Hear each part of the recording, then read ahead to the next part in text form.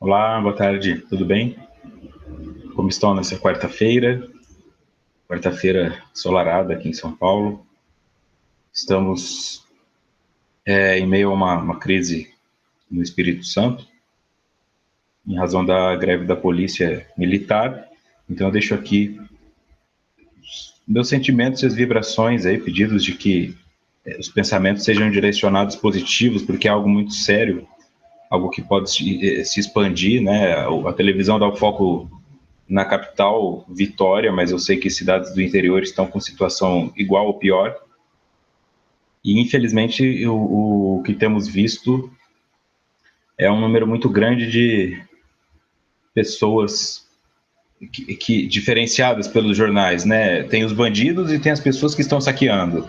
Pessoas comuns que entraram na loja para saquear, né? Então, que nós temos a consciência de que bandido é quem rouba, né? Então, se a pessoa furta, então se a pessoa se aproveita da ausência de polícia para furtar as coisas, ela não é menos bandida do que aquele que faz isso com a presença da polícia, né? O caráter e a ética, eles são determinados pelo que fazemos justamente na ausência de leis, na ausência de pessoas nos observando, né? Quando não temos represálias direcionadas para nós. Boa tarde a vocês que estão acompanhando também pela rádio Amigo Espírita. Muito obrigado por se juntarem a nós. Muito obrigado a vocês que estão aí no YouTube e vocês que estão aqui no Hangout. Vocês também que ouvem pelo SoundCloud, estão assistindo aí na sua casa, na sua sala. Obrigado por me receberem aí nas suas casas, nos seus afazeres. Né? Então, que fique o nosso pensamento aí na seriedade do que está acontecendo. Não é só a questão da polícia estar em greve, né? Mas é para nos mostrar que existem muitos mais bandidos do que imaginávamos, né? E que não é à toa que a corrupção se instaura endemicamente em todo o país, porque se essas pessoas fazem isso, tinha até foto até de candidata a vereadora, não sei o que, roubando coisa em loja. Então, é aí onde estamos, né? Então, essas pessoas que às vezes pagam de pobres coitadas, na primeira oportunidade, saem com a sacola cheia de coisas dos outros, dando risada. Não tem polícia, eu posso fazer, né? Esse onde estamos inseridos. Então, o nosso trabalho como doutrinadores, o nosso trabalho como semeadores do evangelho, que é a lei do amor, é muito grande, né? Não só nas pessoas que estão em presídios, em hospitais psiquiátricos, mas dentro de nós primeiro, nas pequenas corrupções. Elizabeth Sartori de Cuiabá, Mato Grosso, está aqui também. A Shirley Vera de Pirituba, São Paulo. A Estela Xavier de Blumenau, Santa Catarina. A Luzia Lobato de Natal. O Ederson Caetano de Varginha, Minas Gerais. Antônia Viana também aqui. Dayana Pousa.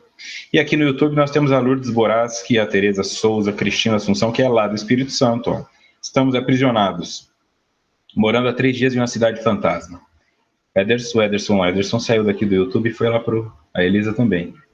Balneário de Barra do Sul, Santa Catarina. Rita Gomes, Eliane Cruz, Celso Gomes, sempre dando uma boa tarde aqui. Maís Oliveira, Lúcia Martins, Rosália Caldas, Deolinda Maciel, Dioclésio, Dayana Pousa. A Marinalva, o Emerson Tenório, Elisete Prete, a Nilza. Eu deixei o link do Hangout aí no chat do YouTube. Quem quiser vir por Hangout pode vir, tá bom? É só clicar no link aí, não tem que fazer registro nenhum. Este é o estudo da obra Triunfo Pessoal, escrita por Divaldo Franco e Joana de Ângeles, realizado pela Rede Amigo Espírita, e eu sou Vitor Antenori Rossi, falando de São Paulo. A Deolinda pela segunda vez, olá, a Carol de Bolonha, na Itália. Sejam bem-vindos, bem-vindas. O encontro de número 61, capítulo 6.2, toque, parte 3. Eu vou dar um prelúdio aqui, um prefácio. O estudo de hoje é bem teórico, tá? Bem teórico, focado em uma questão específica da psicanálise, e ao final dele, existem questões relacionadas à neurologia e à fisiologia, tá? Então, para não chegar lá e gerar frustração, eu já vou avisar, são apenas 13 slides, mas eles trazem informações relacionadas ao aparelho cerebral, e eu não sou especialista na área, eu não tenho conhecimento de neurologia suficiente para ensinar algo para alguém, tá? Não quero repetir erro de situações onde eu tentei encaixar aqui e ali. Como vocês sabem, eu tento pedir ajuda, eu pedi ajuda a um profissional que poderia ter me ajudado, se disporia a ter me ajudado, na quarta-feira passada, quando estava montando outro estudo ainda, e acabou que só na segunda-feira à tarde ele me disse que não poderia me ajudar. Então eu não consegui outra pessoa para me ajudar, então eu só vou fazer a leitura dos 3 slides. Vocês sabem que eu tento ao máximo, mas infelizmente eu não vou ter como explicar essa parte neurológica porque eu não consegui achar ajuda, né? Fica aí também a dificuldade que é achar pessoas voluntárias, tá? Ou quando acham pessoas voluntárias, como eu disse antes, na primeira oportunidade desistem porque apareceu algo melhor, né? Então, infelizmente, eu fiquei na mão, então ficamos todos na mão. Seguindo.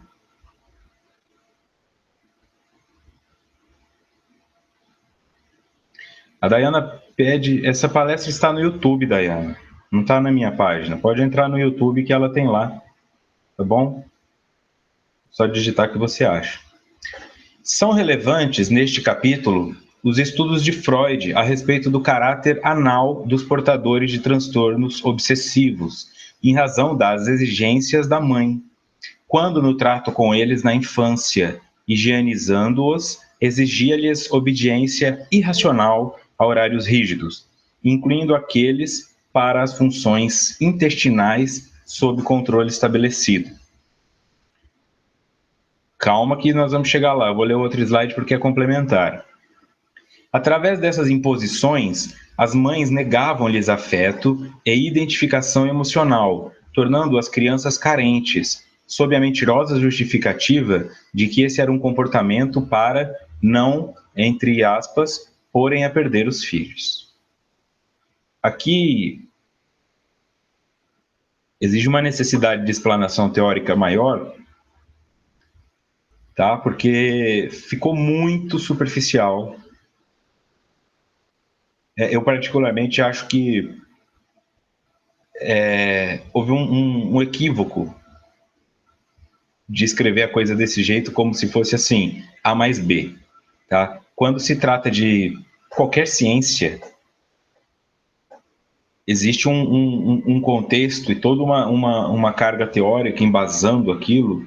Então, a psicanálise, então, parece que mais ainda que as outras, né? A psicanálise é muito ligada ao simbolismo, assim. O que eu quero dizer com isso?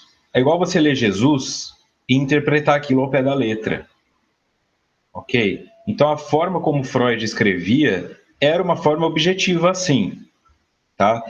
Mas o embasamento que ele fazia para chegar naquele conteúdo era um embasamento um pouco maior. E depois alguns dissidentes dele, outras pessoas que foram seus discípulos também, desenvolveram ainda mais a temática. Nós temos Winnicott, nós temos Lacan, nós temos Bion, nós temos Melanie Klein, então nós temos vários psicanalistas que foram se desenvolvendo. Então, quando eu li isso aqui, eu tomei um susto, porque para uma pessoa leiga, ela solta uma palavra assim, anal, e fica por isso mesmo, né? Então, por isso que eu achei melhor explicar bem qual que é a contextualização disso aqui. Então, vamos lá de novo. São relevantes neste capítulo os estudos de Freud a respeito do caráter anal dos portadores de transtornos obsessivos, em razão das exigências da mãe, quando no trato com eles na infância, higienizando-os, exigia-lhes obediência irracional a horários rígidos, incluindo aqueles para as funções intestinais sob controle estabelecido. Os desenvolvimentos dessa visão psicanalítica originam na fase oral, depois a fase anal, depois a fase fálica e depois a fase genital. Tá?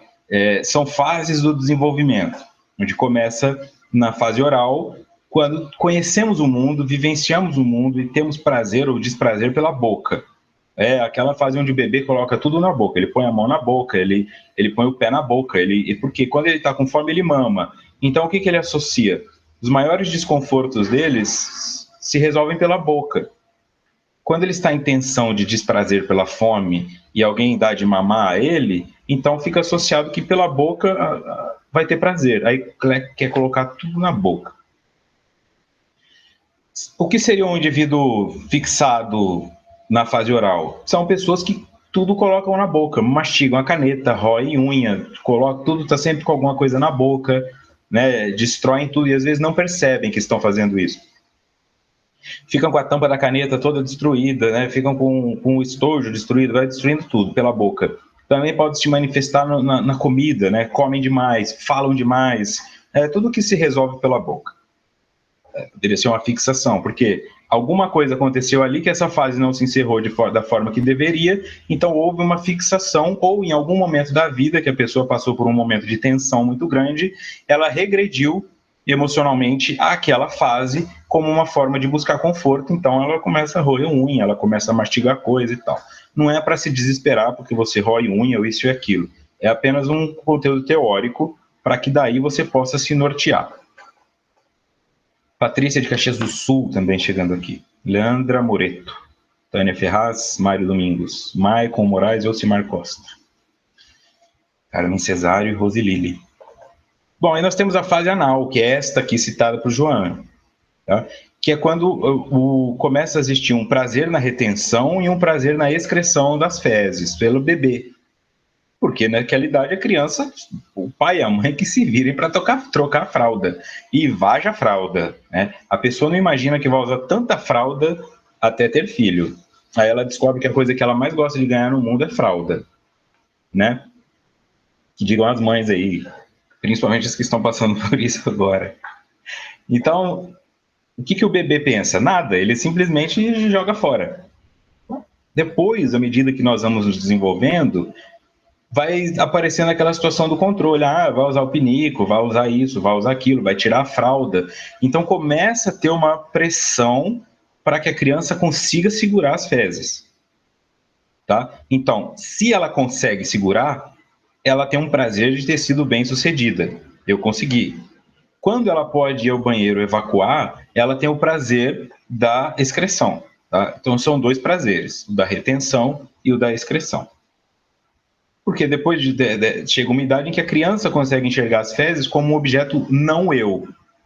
É algo fora dela. Então é aquela fase da criança de brincar com argila, de brincar com barro, de brincar com as fezes. Ela dá descarga e fica desesperada porque foi embora. Tem um vídeo de um garotinho no YouTube muito interessante disso, que dá um descarga e ele sai desesperado. Meu cocô foi embora, e ele chora. Né? Isso foi colocado como humor, mas isso não é humor, é parte de uma fragmentação mesmo emocional naquele momento da criança. Na minha época, era fralda de pano. É isso aí, Elisete. Era mais difícil ainda, né? Boa noite, Tatiane, de Várzea Grande, Mato Grosso. Então, se uma pessoa fixada na fase anal, tá? Sempre estou colocando aqui de forma didática, porque isso teria que ter um aprofundamento muito grande em cada fase. Não dá para aprofundar nisso agora, porque nós temos que passar só pelo que Joana está trazendo aqui.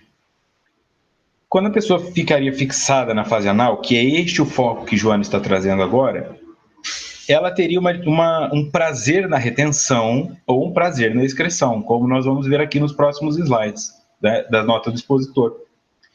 Tomar as coisas para si, fica o tempo todo em tensão, não tem coragem de pôr para fora, ou põe tudo para fora e não está nem aí em quem vai cair a sujeira, né? E quando eu estou falando isso, eu estou falando de pensamentos, eu estou falando de ideias, né? Então, se é uma pessoa que fica com muita dificuldade de se manifestar, quer fazer uma pergunta na sala de aula, mas fica tensa, eu não posso fazer, vão me julgar, pode ter um simbolismo ali de fixação na fase anal, porque se houver um movimento emocional muito forte nessa fase, pode haver um bloqueio, que é isto que Joana está falando aqui. São relevantes neste capítulo os estudos de Freud a respeito do caráter anal dos portadores de transtornos obsessivos, em razão das exigências da mãe, quando no trato com eles na infância, higienizando-os, exigia-lhes obediência irracional a horários rígidos. Ah, você só pode ir ao banheiro nessa hora, isso não é hora de ir ao banheiro, segura, porque agora você não pode. É isso que ela está querendo dizer. Incluindo aqueles para as funções intestinais sob controle estabelecidos. Então era hora para tomar banho, era hora para tudo. Então fica uma associação de que eu não posso estar sujo, eu tenho sempre que estar limpo, tem hora para tudo, e isso vai gerando uma obsessão, uma neurose obsessiva que pode se transformar em uma neurose obsessivo-compulsiva, certo? Pode ser. Então, isso é uma visão da psicanálise trazida por Joana de Ângeles. Não estou colocando como uma regra plena para as coisas, tá bom? Então, esse movimento de falar que menino feio, não consegue segurar, e isso e aquilo, então pode gerando uma tensão na criança, porque ela se sente feia, ela se sente suja, ela se sente rejeitada. Então, ela fica tentando, quanto mais eu segurar, mais minha mãe vai gostar de mim. E aí vai acontecendo isso. Quanto menos eu falar o que eu penso, mais as pessoas vão gostar de mim. Quanto menos eu reclamar com o meu patrão, mais tempo eu fico nesse emprego. E ela vai vivendo uma pessoa enfesada, certo? Não pode pôr as fezes para fora. Quem não pode pôr as fezes para fora, simbólicas, que são os pensamentos, as queixas, as reclamações, fica uma pessoa cheia de fezes, portanto, uma pessoa enfesada, e nós associamos isso com pessoas que estão irritadas. Porque quando você não pode ir ao banheiro, você fica enfesado, e aí tudo te irrita. Teu humor muda, você não tem paciência com nada, não consegue dar risada, fica naquela tensão. Então, simbolicamente, o emocional é a mesma coisa. Pessoas enfesadas são aquelas que não conseguem pôr para fora, que ficam guardando a tensão das suas insatisfações, portanto, estariam fixadas na fase anal. Poderiam estar. Certo? Obrigado, Celso, também pelo link aqui no chat. Fica um pouco mais claro, né? Percebam que eu disse, é muita coisa para você jogar isso num parágrafo de um livro que é voltado para um público que não é um público necessariamente estudioso da psicologia. Através dessas imposições de horário, imposição de higiene, as mães negavam-lhes afeto e identificação emocional, tornando as crianças carentes, sob a mentirosa justificativa de que esse era um comportamento para não porem a perder os filhos. Quer dizer, não é só isso, né? Então, por isso que aqui eu tive que intervir, porque eu sinto que ela vulgarizou, superficializou demais. Não é só isso. Minha mãe me mandou no banheiro, então ela não me ama, eu vou ficar traumatizado e vou desenvolver toque. Não é. Tá? É uma base apenas para isso. E antes que eu me esqueça, eu não sei se é hoje ou amanhã, eu estava assistindo na televisão, só vi a chamada, na Record à noite, eu acho que é amanhã, mas verifiquem. Vai passar um documentário aí, um desses programas que eles passam, sobre compulsivos. Aí vai ter esse pessoal que fica abrindo e fechando porta, lavando a mão, tudo isso que nós já vimos aqui no estudo. Então, se você quiser ver o relato dessas pessoas na prática e ver que não é exagero, você vai ouvir lá o rapaz que perdia a noite de sono para ficar verificando se a janela estava fechada. Apareceu tudo isso na chamada. Então, é interessante quem estiver em casa à noite, só verifique se é hoje ou amanhã. Mas é um desses 2 dias. Ajuda muito na compreensão, ver na prática.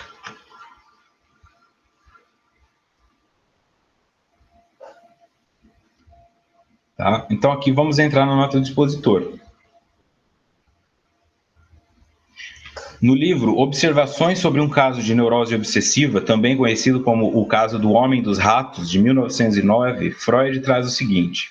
Tá? É todo um relato que ele fez de estudo de caso, onde ele pega o estudo do caso desse rapaz, desse indivíduo, e aí vai fazendo suas associações neurótico-obsessivas relacionadas à história dele. Tá? Muito relacionado à questão anal aqui ficou relacionada porque trata-se de um indivíduo que, quando em um meio militar, um ambiente militar, uma das punições para os indivíduos que eram pegos era que eles ficassem deitados de bruço e aí colocavam recipientes fechados com ratos nas nádegas do indivíduo para que os ratos cavassem e o torturassem pelo ânus. Tá? Então, isso é traumático, tá? Isso até dentro da psicanálise, dentro da psicologia, tem muita gente que sofre dessa fobia. Não consegue ir ao banheiro porque tem a impressão que vai sair um rato de dentro da privada e entrar em seu ânus e te destruir. Tem até um nome específico essa fobia e ela atinge muita gente. Tá? Então tem esse relato, por isso que é o Homem dos Ratos. Vamos lá, nota do expositor. Os neuróticos obsessivos de alto calibre buscam tratamento analítico mais raramente do que os histéricos. Eles também dissimulam na vida o seu estado, tanto quanto possível, e frequentemente vão ao médico apenas nos estágios avançados da doença, tal como se sofressem de tuberculose, recusariam o internamento num sanatório. Foi escrito em 1909, portanto, nós temos que entender que a linguagem era outra. A Patrícia pergunta se essas circunstâncias podem levar o indivíduo na fase adulta a ficar constipado. Sim, pode se somatizar também. Pode se somatizar assim, nas fezes, no intestino. É um movimento simbólico, mas que o corpo também pode somatizar para mostrar que é isso que está acontecendo. Pessoas que ficam muito tempo constipadas ou com diarreia constante devem dar uma olhada nessa questão. Será que eu não estou colocando limites ou será que eu estou pondo limites demais? Será que eu estou conseguindo? Pessoas que só conseguem ir ao banheiro se for em casa, sempre no mesmo horário, se não puderem ir gera ansiedade. Então, tudo isso aí, nós não estamos falando de relógio biológico, nós estamos falando de neurose. Tá? A pessoa sofre por causa disso, deixa de viajar para rancho, deixa de viajar para fora, porque não vai conseguir usar o banheiro e etc. Então, tem perdas na vida, sim. O Bruno disse que tinha isso, imaginava ratos e cobras saindo do vaso sanitário. Pior que às vezes aparecem fotos de cobra, né? Para piorar ainda a situação. Os neuróticos obsessivos de alto calibre buscam o tratamento analítico mais raramente do que os histéricos. Os histéricos, nessa visão psicanalítica, seriam aquelas pessoas que somatizam. Ficam cegas por um momento sem motivo aparente, ficam com parte do corpo paralisada, mas não tiveram AVC, tá? Então, quando o emocional vai para o seu corpo, que é uma somatização, que seria um distúrbio neurovegetativo, como nós chamamos hoje, DNV, isso era chamado de histeria. Tá? Era muito mais visto em mulheres, por isso que a palavra hister vem de útero, tá? Então era muito mais relacionado em mulheres. Então era assim, histéricas eram só mulheres, homens não eram histéricos. Então não é que eles não tinham esses sintomas, é que como a sociedade era muito mais machista e as mulheres tinham que aguentar muito mais pancada, casar com homens que não gostavam, não podiam trabalhar, eram humilhadas toda hora, é natural que essa repressão toda as levasse a somatizar mais do que os homens. Mas depois de um tempo foram percebendo que os homens também somatizavam. Aqui a Márcia colocou, ó, Câmera Record é quinta-feira às 23 horas, conta a história de pessoas que sofrem de transtorno obsessivo compulsivo. Então tá aí, ó, quinta-feira, dia 9 de fevereiro, às 23 horas, na Record. Vale a pena. Pela chamada que eu vi, vai ser bem interessante. Tá? Então é por isso que ele está dizendo, se a pessoa não chegava a somatizar, não era uma doença física que acometia, então ela não ia ao médico. Porque ele ia fazer o quê lá? Então eles dissimulavam na vida o seu estado, fingiam que estavam tudo bem, e a pessoa faz isso até hoje, não, tá tudo bem, não, tá lá dentro da cabeça dela, eu tenho que ficar contando placa de carro até dar 100, se eu não conseguir alguma coisa vai dar errado. Aí a pessoa pergunta, tá tudo bem com você? Tá tudo bem. Começa assim, tá? Então quer dizer, isso não mudou. E frequentemente vão ao médico apenas nos estágios avançados da doença, tal como, se sofressem de tuberculose, recusariam o internamento num sanatório, que seria assim, eu não sou louco. Né? Ele associa assim, elas imaginam que elas estão com tuberculose, que o problema delas é orgânico, que não tem nada de mental nisso, não tem que me colocar num sanatório, né? Que seriam os manicômios ou hospícios da época, porque elas não aceitavam aquilo, era muito difícil para o indivíduo aceitar que ele poderia ter um problema emocional que o levou a perder o controle de si mesmo. Então eles buscavam primeiro as causas orgânicas. Resolvido o sintoma, hoje a pessoa tem o DNV, fica lá paralisada assim por um tempo, toma um diazepam e desparalisa, então ela imagina que o problema era neurológico e não vai buscar terapia. É a mesma coisa que acontece hoje, posso dizer, porque, como vocês sabem, eu já trabalhei no hospital e chegava direto casos assim. Principalmente de adolescentes que brigavam com os namorados e namoradas, os dois lados. Seguindo, ainda a nota do expositor. Sabe-se que as ideias obsessivas parecem desprovidas de motivo ou de sentido, exatamente como o teor de nossos sonhos noturnos. E o problema imediato que nos colocam é dar-lhes sentido e lugar na vida psíquica do indivíduo, de modo que venham a se tornar compreensíveis e até mesmo óbvias. Nesse problema, que é traduzi-las, não devemos jamais nos iludir com sua aparente insolubilidade. As ideias obsessivas mais loucas e extravagantes podem ser esclarecidas se investigadas adequadamente. Tá? Aqui a Maís pergunta: poderia ter relação com crianças que não param de urinar na cama quando dormem? Pode ter relação, é uma regressão. Sempre que for uma regressão, está relacionado com algum mecanismo de defesa. Então, alguma coisa precisa ser identificada ali. A criança que não urina, que parou de urinar na cama e volta a urinar, a criança que tinha parado de chupar o dedo e volta a chupar o dedo, o indivíduo que tinha parado de fumar e volta a fumar, é sempre uma regressão. Eu estou voltando em um estágio que eu considerava prazeroso porque neste momento eu não tenho condições de lidar com a realidade que se apresenta. Então eu tenho a sensação de que se eu voltar a um momento onde eu podia lidar com a realidade, eu vou voltar a ser feliz. Tá? Então a criança que fazia xixi na cama, às vezes a mãe acordava, dava uma bronca nela, mas depois limpava o colchão e ficava com ela até ela dormir e ela gostava daquilo. Aí ela para de fazer xixi na cama, a mãe não dorme mais com ela, ela sente: cadê minha mãe? Cadê minha mãe? Aí nasce um irmãozinho, ela fica com ciúme porque o irmãozinho tem atenção, vê que toda hora estão trocando a fralda dele, aí ela volta a urinar na cama. Isso é inconsciente, não é por maldade, não é mau caratismo, não adianta chegar descendo chinelo na criança, é apenas uma forma que a mente dela encontrou de falar: eu quero ser amada igual eu era amada quando eu fazia xixi na cama. É algo nesse sentido, mas novamente não só assim, tem que ter toda uma avaliação do caso e do contexto para que saiba exatamente do que se trata.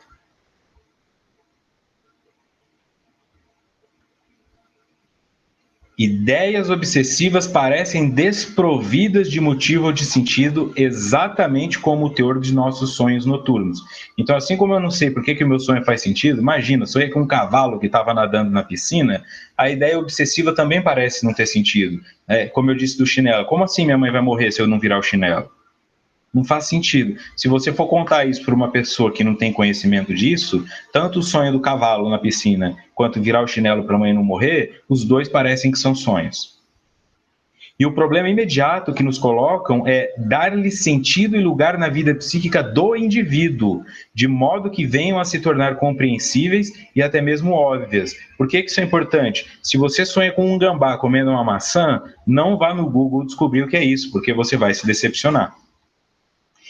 Adultos que chupam o dedo, diz Antônio, assim. Muitos. Eu fiz um teste outro dia. Sonhei com uma hiena. No sonho eu matava uma hiena que estava atacando uma das minhas gatas. Aí eu fui pesquisar no Google. Matar hiena. Mas eu fui de... Você está diante de uma situação adversa e conseguiu enfrentar uma pessoa traidora ou alguém que queria o seu mal e agora sua vida prosperará. Depois, na outra página, matar hiena é sinal de mau agouro, se prepare, pois coisas horríveis vão começar a acontecer na sua vida. No outro, alguém próximo a você está querendo te trair, então fica assim. Se eu leio só um site, imagina. Então é isso que eu estou dizendo. O que Freud coloca aqui? O sonho pode não fazer sentido, a obsessão pode não fazer sentido, mas para que ela faça sentido, ela tem que ser aplicada ao contexto particular desse indivíduo para que faça sentido para ele. E a partir do momento que essa interpretação fez sentido na vida dele, ela não serve para mais ninguém. Por isso, não dá para responder certas perguntas, né, que o profissional da saúde acaba recebendo. Muitas vezes.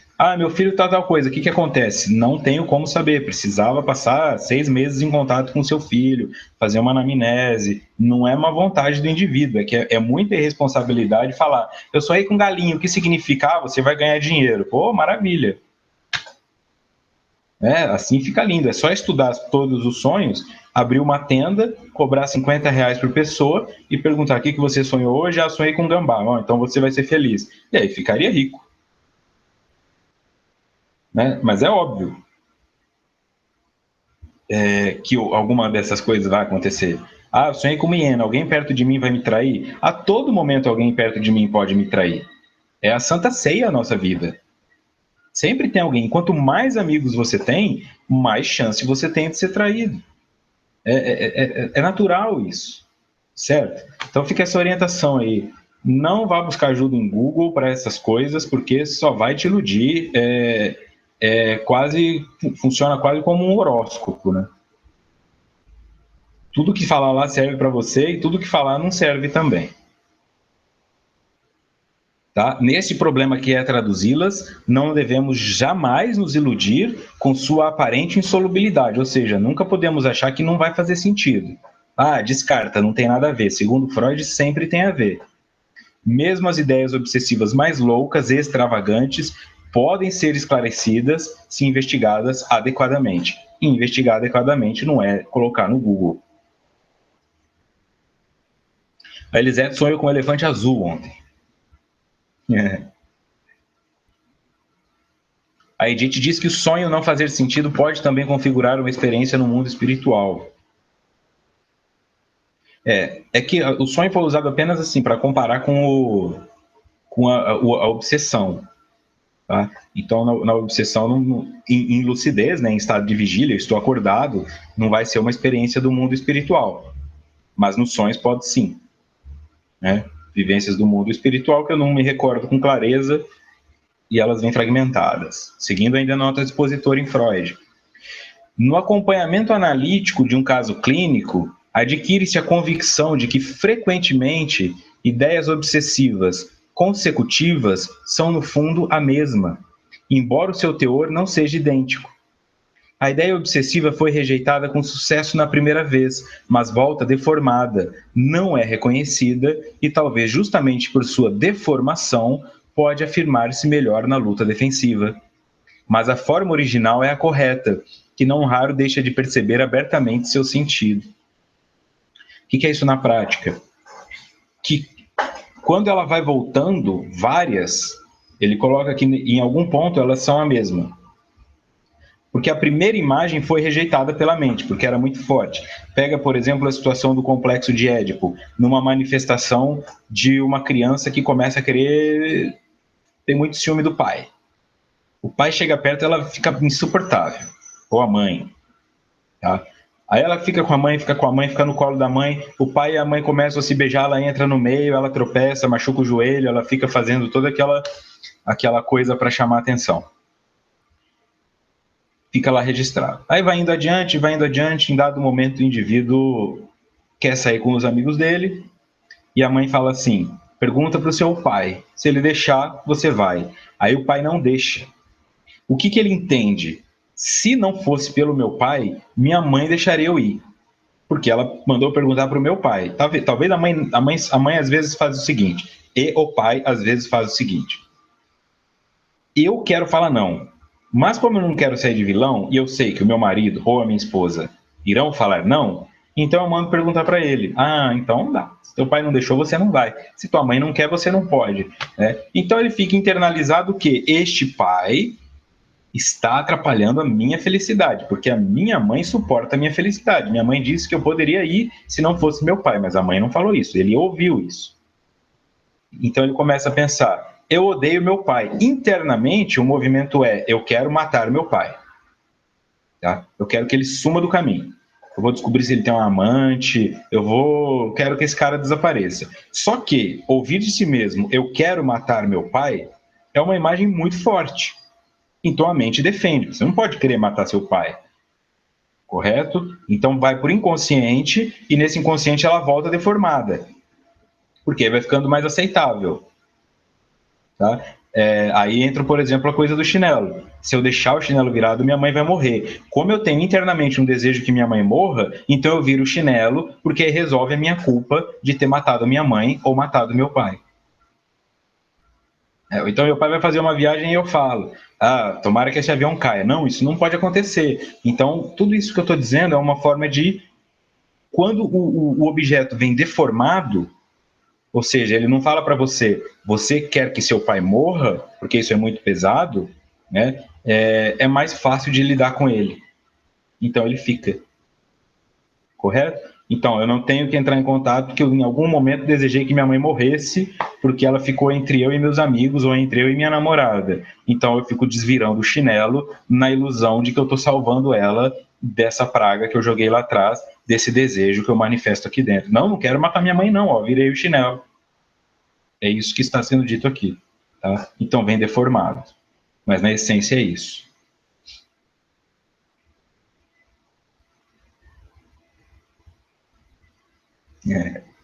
A Eliane colocou aqui, aos 10 anos eu chupava o dedo polegar, e o marido da minha irmã mais velha disse, se você parar de chupar dedo, eu te dou um radinho. Deixei de chupar dedo. É isso aí. Valeu um radinho. A Estela leva os sonhos dela para a terapia e diz que é muito valioso, muito. A Luzia, quando era adolescente, sonhou com um minotauro, jogou no touro e ganhou. Então. O Bruno é o mesmo que pesquisar uma manchinha no corpo. Tudo vira câncer, tudo. O Google adora um câncer, né? Tudo que você põe lá é um câncer. Estou com insônia, câncer. Dor no dedão do pé, câncer. Tudo é câncer.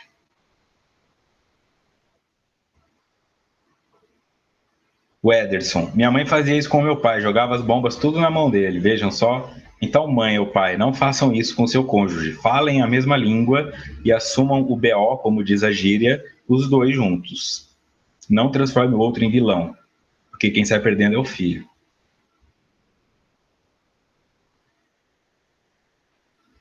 Continuando em nota do expositor.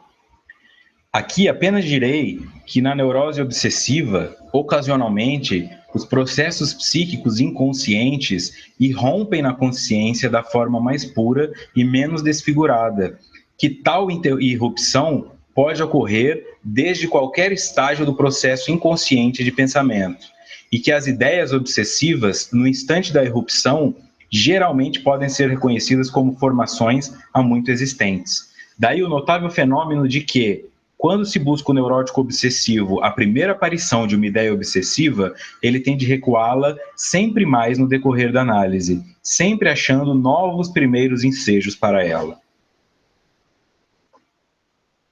Então, quando eu trago o problema, esse problema já é um sintoma, já é o efeito, não é a causa. Eu penso que é a causa, mas é o efeito. Tá? Isso nós vemos muito em terapia, independente de ser psicanalítica. A pessoa está lá, por exemplo, assim. Eu tenho dificuldade de falar em público. Muita dificuldade de falar em público. E eu tenho que passar por uma entrevista. E ela vai ser coletiva. Você se lembra a primeira vez que você sentiu essa dificuldade de falar em público? Primeira vez. Foi na faculdade quando eu tive que apresentar um seminário. Aí nós ficamos com essa informação. Aí volta para o seminário, fica ali 2, 3 sessões no seminário. Fala, não, mas pensando bem, na 8ª série, teve uma vez que a professora pediu para ir lá na frente e eu não consegui. Então tem uma... Aí vai lá para a 8ª série, vamos trabalhar a 8ª série. Não, mas agora lembrando aqui, na 3ª série, na educação física, a professora pediu para eu ir lá no centro da quadra e eu acabei fazendo xixi na calça. Vê? E aí? Então, ela é sempre anterior. Então aí ele vai conversando com a mãe. Lembra quando eu fiz xixi na calça, na educação física, que eu estava na 3ª série, aí todo mundo dá risada, aí a mãe dele fala, eu lembro, teve uma vez também, você era pequenininho, você ficava querendo chamar a atenção, e nós estávamos no almoço com um casal amigo nosso, e você veio fazer gracinha, teu pai deu uma bronca imensa em você, te mandou para o quarto, olha só. Quer dizer, a primeira vez em que ele tentou falar para um público, ele foi castrado, constrangido, punido, ficou de castigo, então internaliza aquilo. Quando ele vai para a educação física, ele faz xixi nas calças, como uma forma de fugir daquilo. Opa, fiz xixi, não vou poder falar. Mesmo que seja constrangedor, isso vai se repetindo até que tem um adulto que não consegue ir para a entrevista de emprego. Tá? Então, é nesse sentido que deve sempre dar um passo atrás, pois sempre haverá uma causa priori. Tom Costa, olá, Luciana Fonseca de BH, Cladir Santos. Isso aí, bem-vindos, bem-vindas.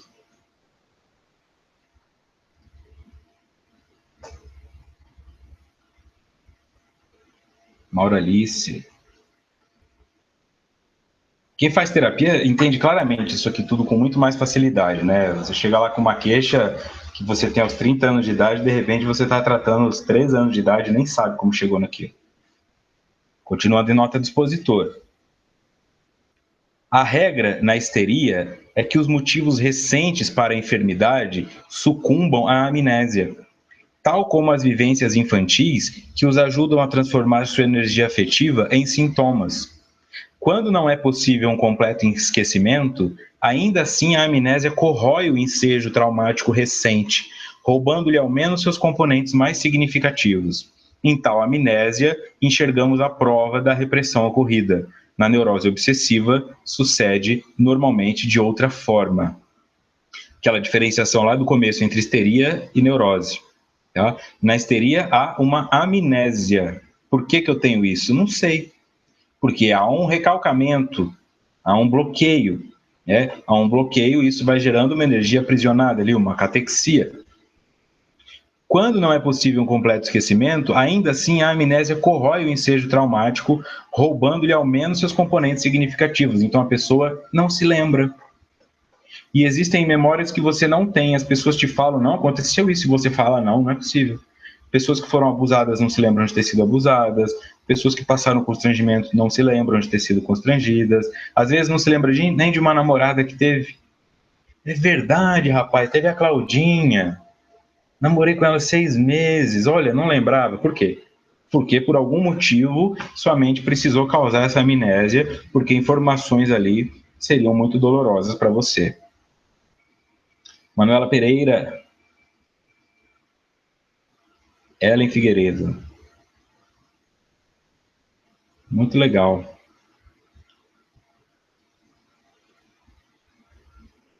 Seguindo na nota do expositor. Como eu disse, hoje é bem teórico. Os pressupostos infantis da neurose podem ter cedido a uma amnésia, que ele está falando dos casos obsessivos, que é diferente dos histéricos. Os pressupostos infantis da neurose podem ter cedido a uma amnésia, frequentemente incompleta, mas as ocasiões recentes para adoecimento se acham preservadas na memória. Aí a repressão utilizou-se de outro mecanismo, mais simples, na verdade. Em vez de esquecer o trauma, subtraiu-lhe o investimento afetivo, de modo que na consciência resta apenas um conteúdo ideativo indiferente, tido por insignificante. Então, são pessoas que falam assim, por exemplo: eu apanhei muito do meu pai na infância. Isso é doloroso. Na época, a criança estava, meu pai não me ama, eu odeio minha vida, cadê Deus, me abandonou. E aí o adulto fala, não, mas ele fez o que tinha que fazer, eu não guardo mágoa, não. Para mim, hoje, lembrar disso não dói nada. Quer dizer, será? Racionalmente falando, não dói mesmo. Então, o que ele coloca aqui? Que a mente faz esse processo de manter a memória, você se lembra daquilo que ocorreu, diferente do histérico que se esquece, mas a carga afetiva relacionada àquilo é retirada. Então, para você foi só uma situação boba, uma situação comum, que não tem diferença nenhuma, mas inconscientemente tem e te afeta hoje, e esse é o motivo que te leva a ter a obsessão e você não sabe por quê. Não, nada é tão pequeno. Por isso, sempre que uma pessoa conversar com você e falar assim, eu estou sofrendo porque eu não sei qual sapato eu vou na festa, ela está sofrendo. Que bobeira, eu sofri por sapato, tem gente passando fome lá na favela e não sei o quê. Não importa. Para esta pessoa, sofrimento é não saber qual sapato ela vai dentre os 4.000 que ela tem. Se você transforma isso em uma bobagem, você transforma a pessoa numa bobagem, porque é o valor dela, percebe? Então nós fazemos isso conosco. Situações que aconteceram na sua infância, não, mas era normal, na minha infância todo mundo sofria bullying. Na minha época isso não doía, você chorou, você ficou com raiva, você se sentiu rejeitado, às vezes quis mudar de escola, planejou vingança, tudo isso aqui, percebe? Tem adolescente que comete suicídio porque quer ser magro, mas não consegue, tem vergonha de ir na escola, e aí vai lá e comete suicídio. E alguns sobrevivem a isso. Então, não estou dizendo que todos os casos, em todos os casos, mas que nos casos obsessivos, segundo Freud, há essa retirada da questão afetiva da memória e fica apenas a memória como se fosse algo indiferente. Eu não me lembro da cara do pai do meu filho há 41 anos. Namorei 3 meses. O filho não nasceu com a cara do pai? Porque aí ajuda a lembrar, né? Se nasceu com a sua, aí fica mais difícil. É isso mesmo. Namorou 3 meses, teve um filho com e não lembra do rosto. Muito comum. Isso não seria ressignificar, diz a Edith? Sim. Para ressignificar, eu tenho que trazer à tona. Só que se eu acho que aquilo for uma banalidade, eu não vou trazer à tona. Aí eu não ressignifico. E não ressignificando, continuo sendo vítima disso tudo.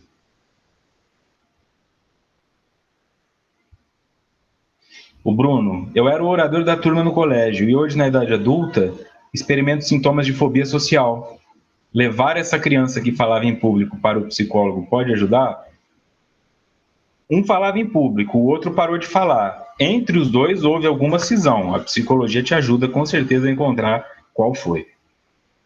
Né? Ninguém perde um talento, ninguém perde um potencial porque envelheceu. Houve alguma repressão, sempre houve alguma coisa que você não dá mais conta. Ah, eu era um atleta, fazia atividade física, agora eu não consigo sair de casa, fico triste porque eu não consigo mais, perdi a força de vontade. Você não perdeu a força de vontade. Houve alguma irrupção que você não tem consciência até o momento.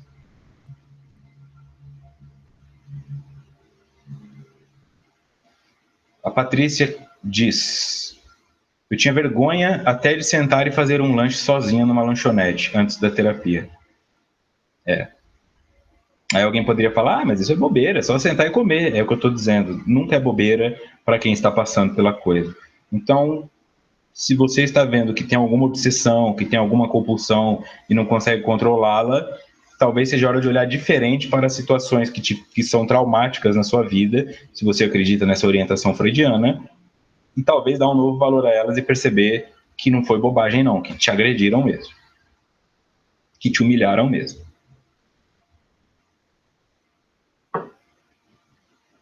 Tá? Continuando em nota do expositor, só que agora mudando de autor, tá? Indo para o Joel Dor. O pai e sua função em psicanálise, psicanalista francês. Capítulo 3, do homem ao pai e do pai ao homem. Ele coloca o seguinte: há uma tendência do obsessivo em se constituir como tudo para o outro e também de uma forma autoritária, tudo controlar e dominar para que o outro não consiga lhe escapar. Pode-se então fazer uma relação com uma das características do neurótico obsessivo, na qual ele está sempre pedindo explicações e que lhe ordenem sobre aquilo que ele deve fazer.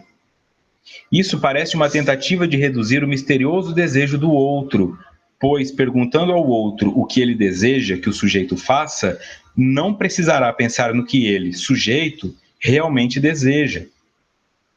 Além disso, ao corresponder à demanda do outro, o obsessivo impede o aparecimento do desejo do outro. Sendo assim, o obsessivo se sente compelido a responder ao outro de forma contínua.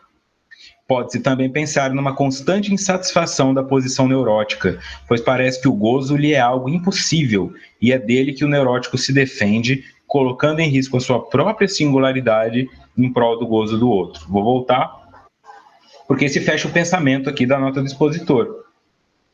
Segundo o autor, há uma tendência do obsessivo em se constituir como tudo para o outro e também, de uma forma autoritária, tudo controlar e dominar para que o outro não consiga lhe escapar. O que é isso? A retenção da fase anal. Você é minha namorada, você me deve satisfação para tudo. Pode-se então fazer uma relação com uma das características do neurótico obsessivo, na qual ele está sempre pedindo explicações e que lhe ordenem sobre aquilo que deve fazer. Onde você vai? O que eu tenho que fazer? O que você quer? Como que é melhor para você? Qual que é o adiantamento aqui? Eu quero prender você, só que eu não posso te prender pela agressividade, porque a minha prisão é mental, ela é neurótica e ela é obsessiva. Então eu tento prender você evitando que insatisfações surjam na tua vida. É isso que o autor está dizendo aqui.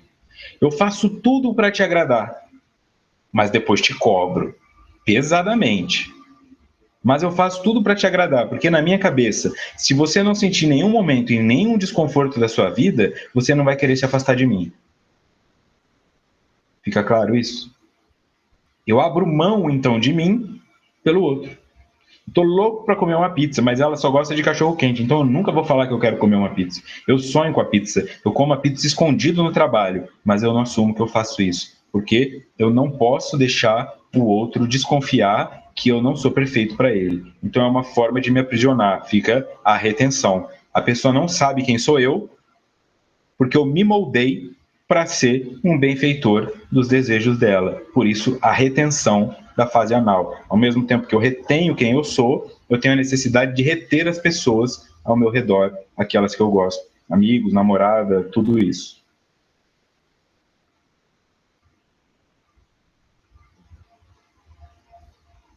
Luciana diz o seguinte: conheci a amante do meu marido sem saber que era. Quando fiquei sabendo, já não lembrava do rosto dela. Perfeito.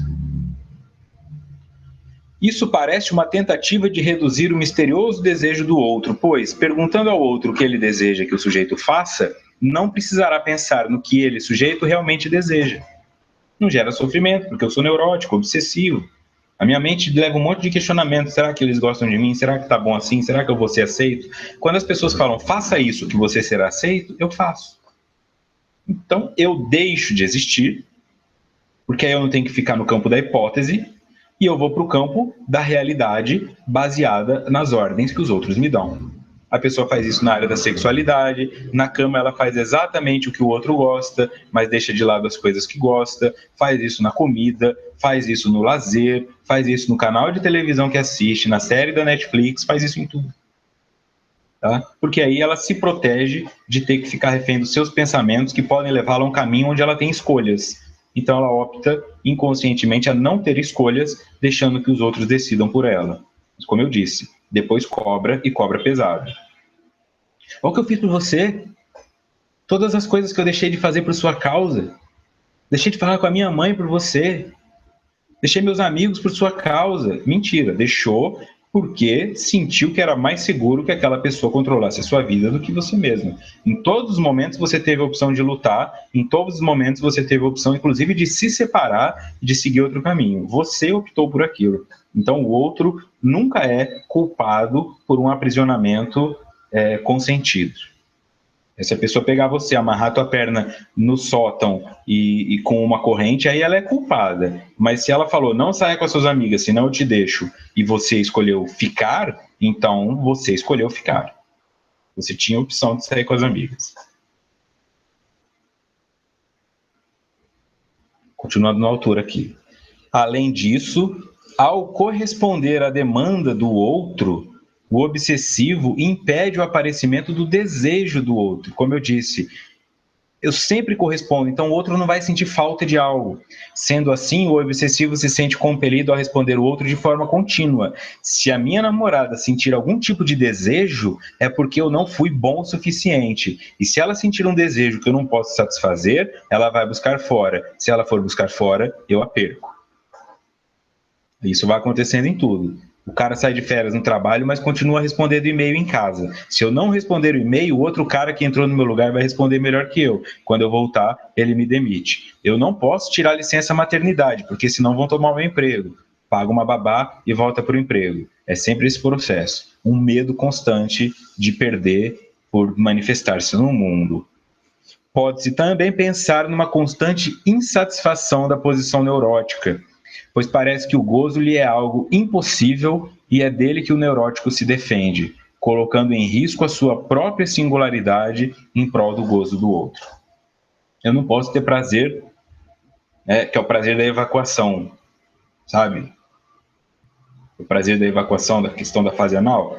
Eu não posso ir no banheiro na casa dos outros porque vai deixar um cheiro ruim, vão saber que eu deixo cheiro ruim. Então eu não posso ter esse prazer de me aliviar na questão intestinal, porque isso vai gerar desprazer nos outros. Então isso também vai acontecendo nas outras áreas da vida. Eu não posso falar para minha namorada, hoje eu tô a fim de ficar sozinho, porque senão ela vai achar que eu tô com algum rolo, e assim sucessivamente. Tá? Então, eu espero ter ficado claro, e como eu disse, eu acredito que foi muito superficial, mas com esse embasamento fica mais compreensível, assim, do que estava sendo falado ali no começo, né? Porque eu fico com muito medo, às vezes, dessa superficialidade. Então, eu vou voltar lá no slide inicial de Joana, onde começou tudo isso. São relevantes neste capítulo os estudos de Freud a respeito do caráter anal dos portadores de transtornos obsessivos, em razão das exigências da mãe, que no trato com eles na infância, higienizando-os, exigia-lhes obediência irracional a horários rígidos, incluindo aqueles para as funções intestinais sob controle estabelecido. Através dessas imposições, as mães negavam-lhe afeto e identificação emocional, tornando-os crianças carentes sob a mentirosa justificativa de que esse era um comportamento para não porem a perder os filhos. Então ficou claro, né? Quer dizer, não é só isso aqui, eu mando meu filho ao banheiro nessa hora, então eu não amo ele. A minha preocupação era essa, que ficasse claro que tem todo um contexto, tem um simbolismo, tem coisas inconscientes, tem processos que independem da vontade do ser. Então agora, retornando em Joana, para fechar esses 3 slides, como eu disse, não tenho condições intelectuais de explicá-los como deveria, então eu vou só ler. Na fisiopatologia destes transtornos, são detectadas várias anomalias biológicas dos transtornos obsessivos, dentre as quais a presença de epilepsia do lobo temporal, o aumento expressivo de atividade metabólica no giro orbital esquerdo e até mesmo uma alteração cromossômica na constituição do ser. Sob o ponto de vista neurológico, observa-se a influência não somente da epilepsia do lobo temporal, mas também da coreia de Sydenham e da síndrome de Gilles de la Tourette, que este sim é aquela síndrome onde a pessoa não consegue controlar o que ela fala. E ela vai ofendendo as pessoas e ela vai falando tudo o que ela pensa porque ela não tem um controle mental.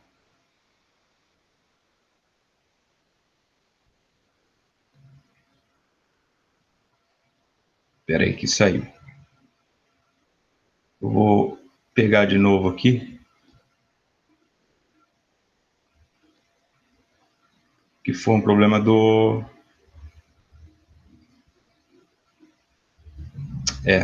agora ficou difícil. Só falta um slide aqui, tá?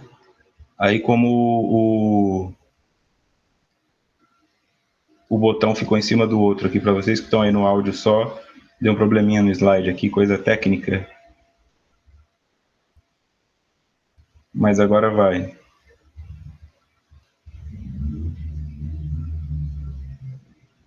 Vocês estão vendo aí agora? Voltou? Voltou, né? Legal. Seguindo então para o 15. Aí também são encontradas perturbações neurobiológicas, como, por exemplo, o aumento do fluxo sanguíneo cerebral no córtex orbitofrontal, neostriatum, globo pálido e tálamo, no hipocampo e córtex posterior do giro do cíngulo. Então, assim, realmente eu ia ter o respaldo de um médico para me ajudar com isso aí, mas, como eu disse, ele acabou não me ajudando, então eu não tive tempo de encontrar outra pessoa que me ajudasse, tá? Por isso que eu só tenho condições de ler, mas não vou entrar em elucubrações aqui, porque não é o meu campo de atuação. E vou acabar falando besteira.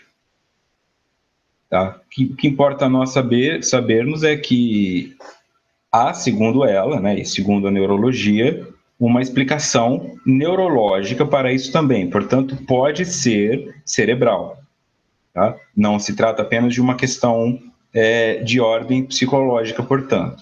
Pode haver uma disfunção do aparelho cerebral e nessa disfunção o indivíduo manifesta problemas que independem da vontade dele. Tá? Ou seja, nesse caso de disfunção cerebral, não é a terapia que vai ajudar, vai precisar de medicamentos controlados, vai precisar de medicamentos neurológicos, psiquiátricos, para conter sintomas, uma vez que o cérebro, suas células não se regeneram como as outras partes do corpo, então essa perda, em muitos casos, pode ser definitiva, o que transforma a doença em algo crônico. Então o indivíduo não terá cura mesmo que ele faça terapia. Aí não se trata apenas da vontade. Próximo encontro encerraremos então a parte de toque, tá? Capítulo 6.2, toque, parte 4, no dia 15. Lembre-se que amanhã, então, às 23 horas, tem o Repórter Record, né? Falando sobre pessoas com toque, né? Entrevistando essas pessoas e mostrando seu dia a dia. Vai ser muito legal para quem puder assistir. Até para dar o feedback aí na semana que vem, tudo bem? Então eu agradeço aí pela Rede Amigo Espírita por mais essa oportunidade, pelo espaço cedido. Peço novamente a compreensão de vocês por não conseguir elaborar um pouco mais esses slides da parte neurológica, mas eu acredito que ainda assim deu para ficar bastante claro, tá bom? Sobre isso aí. Tá? Então, muito obrigado a vocês que estão na Rádio Amigo Espírita, vocês que baixam os áudios no SoundCloud, vocês que estão acompanhando do YouTube, pela companhia, pela paciência, pela tolerância, tá bom? Nos vemos, então, na semana que vem, sempre quarta-feira, às 18 horas, o estudo do livro Triunfo Pessoal. Grande abraço, uma ótima semana e muita paz.